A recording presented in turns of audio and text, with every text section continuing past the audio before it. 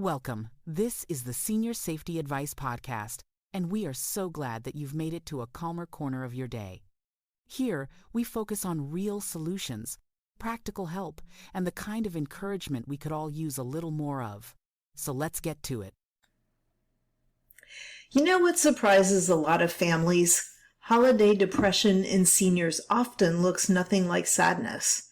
Sometimes it looks like silence or irritability or a sudden "I'm fine" when you know things don't feel fine at all. Today I want to help you spot the early signs of holiday depression in an older loved one, understand why it happens, and know what simple steps can make this season feel lighter and more connected. I'm Robin Schultz, a certified dementia specialist, and I've spent years helping families support aging parents with compassion and confidence. The holidays can stir up a lot of emotion for older adults. Some of them are sweet, and some of them are painful. Maybe you've seen it for yourself. A parent who once loved the season now seems tired, or distracted, or less interested than before. Sometimes it's hard to tell if it's just a mood or something deeper. I want to walk you through some of the signs I've seen and again in my work, because once you know what to look for, you can step in earlier and with a much gentler hand. One of the first signs is withdrawal. Instead of sharing stories or joining in on simple plans, a senior might pull back. They might stay in their room longer. They may turn down outings they used to enjoy. And sometimes it's subtle, like saying, "Oh, you all go ahead," even when they've been excited in years past. Another sign is a change in routine. Holiday depression can show up as sleeping more, eating less, or losing interest in things that once felt special. I've talked to many families who thought their parent was just tired.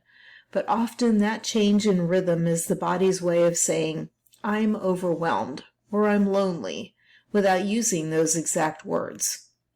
You might also notice irritability or anxious behavior. It can be surprising when an older adult who's usually calm suddenly snaps at small things or seems on edge.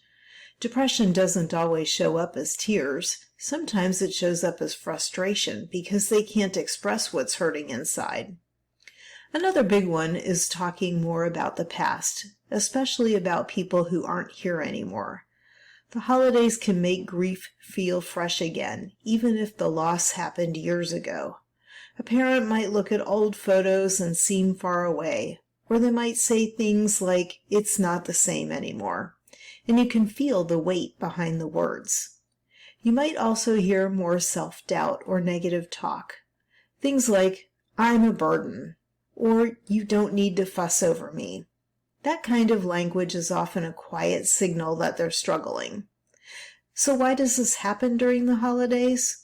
Well, a lot of it comes down to memories, expectations, and energy.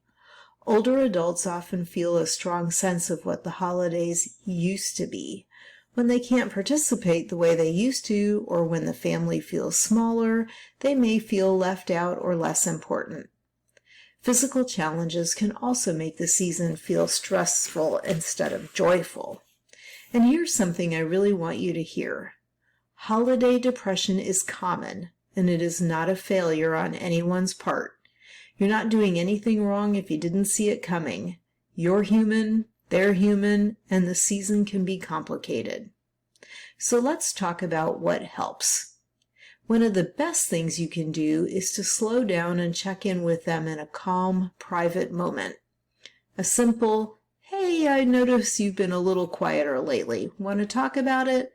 goes a long way. You don't need fancy words, just to be there. Another helpful step is to lower the pressure.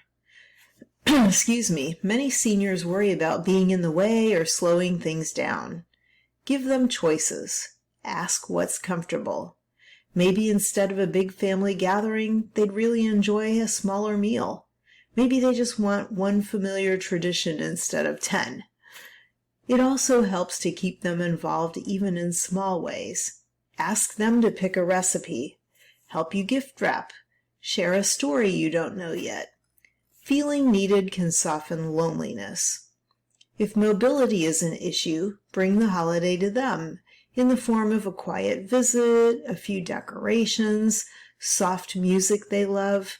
These small touches can lift the whole day. If you notice signs of deeper depression, like major appetite changes, persistent sadness, or comments about not wanting to be here anymore, please reach out to their doctor. You are not overreacting. You're protecting someone you love. I've seen so many families feel relief simply by talking openly and making the season lighter and simpler. And I've seen seniors bloom again when someone slows down and says, "You matter, your feelings matter, and you're not alone."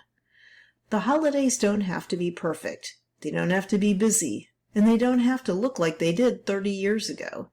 They just have to feel safe and warm and connected. And you can help create that. So thank you for joining me today. If this episode brought a little calm to your day, share it with someone you care about. Maybe someone who could use a reminder to pause and reflect. You'll find more reflections and resources for seniors and caregivers at seniorsafetyadvice.com. And come back tomorrow for another daily moment of calm, guidance, and encouragement right here on the Senior Safety Advice Podcast. Until next time, take care. Bye. This podcast is part of our mission to help older adults live safely and independently. If you'd like to take the next step, visit aginginplacedirectory.com, where you'll find specialists, helpful resources, and inspiration to make every home your place to thrive.